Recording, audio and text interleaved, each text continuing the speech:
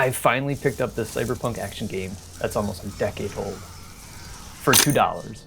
And oh man, the value I got out of it was so much more.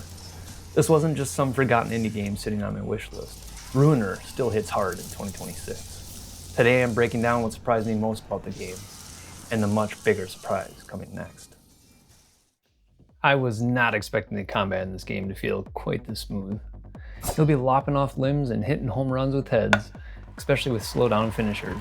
I wouldn't be surprised if some of them psychos in the game would bring their meat tenderizer to the fight, so they could enjoy a post-combat grill out if they take you down. The combat is nothing short of brutal.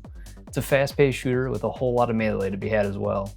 The melee feels core to the experience, not just something tacked on. For these kind of games, that matters. You'll go from point A to point Z in the blink of an eye, living up to the name of Ruiner. It's an enemy slaughter fest, and you get to choose exactly how you want to achieve their death with the skill system in the game. Do you want to sit back behind a barrier and blast guys with a gun? Do you want to have a bubble shield of death where you can crash into enemies to stun them? Or do you want to zip around so fast in red rage mode, cutting them down before they even know what hit them? All these options are available. If you don't like one, that's okay. You can return your skills with no cost and go a different route, giving you freedom to experiment. You don't feel locked into a specific way to play. I found this particularly helpful during boss fights, where I switched skills to counter their different combat styles. While combat's brutal, it's portrayed in a very stylized way, which brings me to this game's graphics. What's surprising is that this game could have released in 2026 and no one would have questioned that it came out nearly a decade ago with how these graphics are. The art reminds me of a graphic novel. There's dynamic lighting and a recurring red theme that synergizes quite well with all the blood and death in the game. The main character really plays well into this theme too. I mean, he literally has short phrases displayed on his mask, like "kill you" or "hello darkness." And then you have her, the most intriguing part of the game, a character known simply as Her. The game starts with you being discarded after your arm is ripped off. Her finds you soon after, having a mechanic fix you up. Her appears to be a hacker who starts out by simply trying to help you find your brother, who was kidnapped by this criminal organization known as Heaven. Her seems to be on your side. Something just feels off, like something just isn't right. Whether it's the bad written all over her headset, or the way she calls you puppy, like you're some dog to lead around, she quickly starts to become very intriguing and mysterious. She's clearly pulling your strings to destroy enemies for her. You're like a cyberpunk John Wick. You mainly just nod and shrug and let your blades and guns do the talking. Her's the chatty one that helps you hack your way through your adventure and encourages you to keep moving. But she goes from somewhat normal to more and more deranged as the game progresses, so you're constantly trying to figure out what her angle is that she's working. Her definitely keeps you engaged until the very end. But the biggest surprise of all, this game's getting a sequel.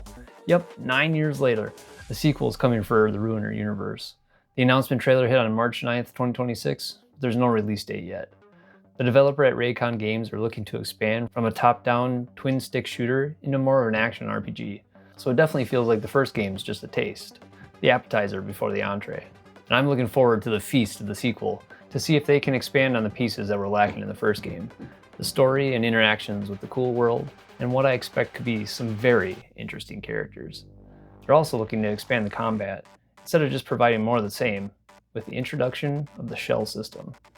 This system gives you different playstyles and variants that you can switch to mid-combat to find different synergies between them. And you won't have to go it alone if you don't want to. There will be 3-player co-op.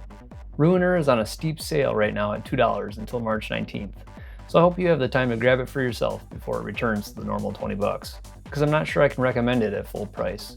Not because the quality isn't there, but due to the short runtime.